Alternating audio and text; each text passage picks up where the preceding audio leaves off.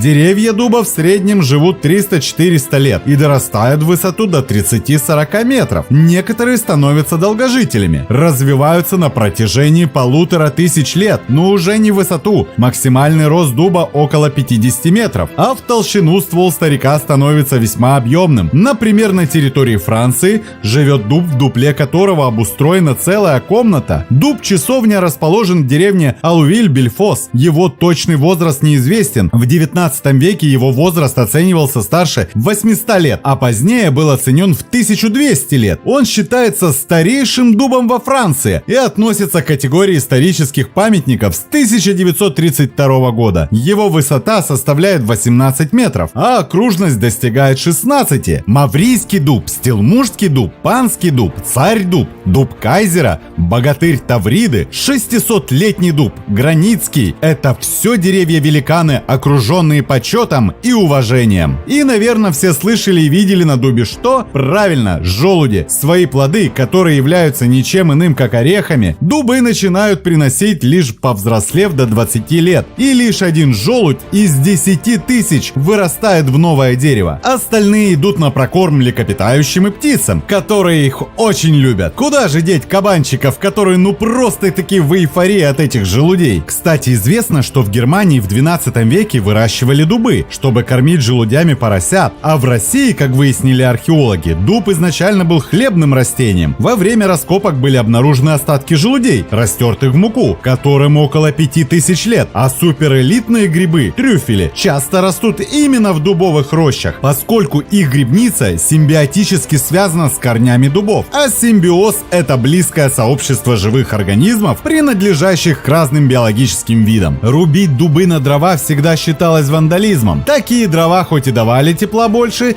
чем все другие породы деревьев, плохо разгораются, а угли их быстро остывают. И вообще сжечь столь ценную древесину просто преступление. Вот в 18 веке Петр I по всей Руси запретил рубить дубовые леса. Эта древесина идеально подходила для строительства кораблей, поэтому нарушители запрета банально казнили. Так что использует человечество дуб практически во всех сферах своей жизни. Из некоторых его видов, например, как из пробкового дерева, производят пробки для бутылок. Силы, ядовитые вещества, содержащиеся в древесине дуба и других частях этого дерева, помимо того, что помогают сохранять свежими продукты и воду, еще и консервируют саму древесину, обогащают ее способностью не гнить на протяжении многих лет. Дуб, пролежавший долго в воде, так называемый мореный, становится лишь прочнее и ценнее. Издавна из дуба делали бочки для засолки продуктов, колодцы, мосты, сваи, столы и посуду. А еще дубовые бочки незаменимы при производстве элитных коньяков. Ну и, конечно же, дубовая древесина, имеющая очень красивую текстуру и цвет, хорошо гнущаяся и достаточно легко обрабатываемая, занимает особое почетное место среди древесных пород, традиционно использующих в отделке жилья и производстве дубовых мебельных щитов, из которых впоследствии появляются настоящие произведения искусства. И это несмотря на то, что в дуб,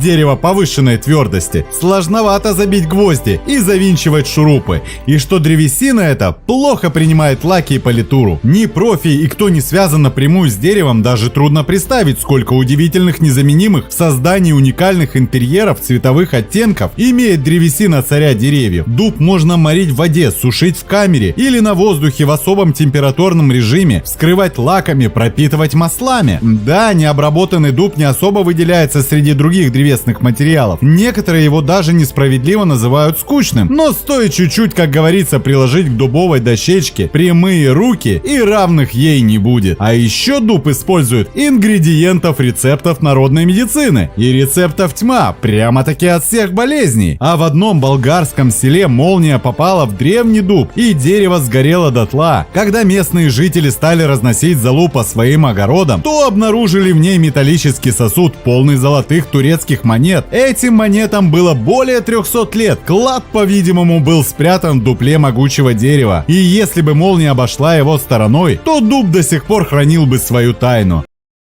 Дуб, у них срок нормы, скажем, 150, даже 200 лет. Вот, например, по городу у нас, если 250 тысяч штук деревьев, из них 25% дубы посажено. Дубы, но у них норма активный срок 150 лет они должны прожить. Вот, например, город уже у нас Бишкек уже образовался 147 или 148 лет, да? Получается, вот в двум парке, когда мы измеряли у них возраст, получилось 140-128 лет дуба. Угу. Это вот Да, здесь. да, где в Русский драмтеатр, там у нас в основном дубы, у них было 120 лет. Угу. Ну, еще 50 лет плюс-минус есть, да, у них? Да, есть. Угу. А правда ли, что собираются вырубать дубы по проспекту Айтматова от торгового центра Аларча до Ахумбаева? Ну, это не везде, конечно, и мы недавно здесь комиссию обходили, согласно проекте попадает от дороги, идет расширение, одна полоса, там 3,5 метра, и то, что попадает на этот участок, будем сносить, конечно. То, что какой-то час, есть молодые насаждения, если туи, есть можжевельники, мы недавно начали уже пересаживать у себя питомники. А по этому отрезку от Аларчи до Ахумбаева сколько деревьев стоит? Ну, только сейчас идет у нас от Ахумбая до, там есть улица Ажибек-Батыр, ну, 300 метров отсюда, да, не до Ларча, а до Масалиева. Там верхняя часть уже, тополя были, мы уже сносили уже. От Ажибек-Батыра до Масалиева уже сносили, а теперь остался от Ажибек-Батыра до Ахумбая. Ну, в одном старом, если с кустарником вместе, около где-то 200 деревьев. Там есть хвойни, там есть кустарники. А у хвойни и кустарника, конечно, мы обязательно пересадим. У нас есть специальная техника есть. С помощью техники мы пересадим.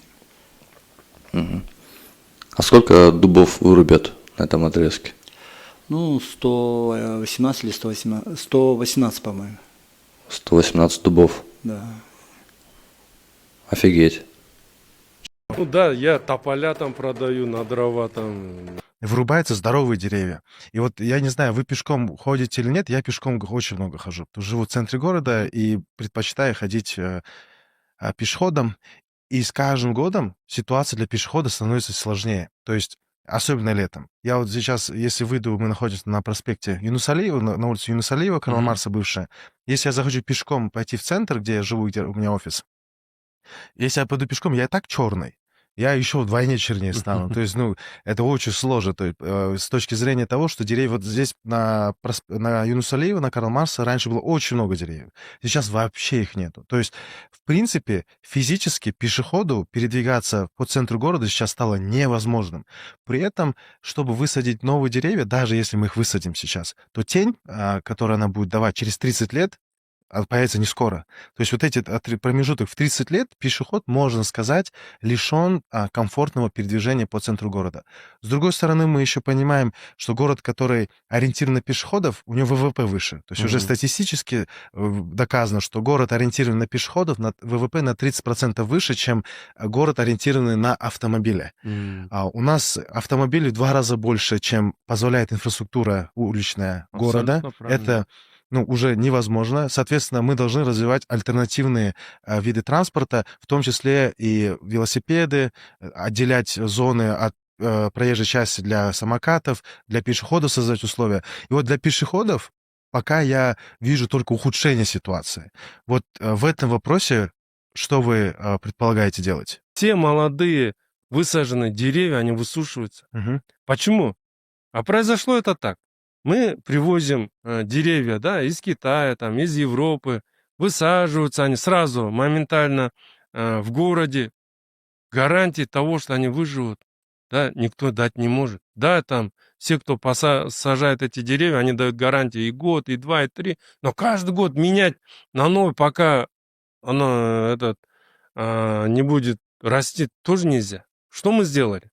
Мы договорились с Циндао, мы пригласили оттуда специалистов, сказали, да, все, мы хотим, чтобы сократить, вот как вы говорите, 30-летний срок, да хотя бы до 10 лет, чтобы через 10 лет мы уже эти деревья давали тень, и мы, высаживая, были гарантированно уверены, чтобы эти деревья выросли. Когда мы можем? мы сделали питомник на 100 гектаров. И знаете что?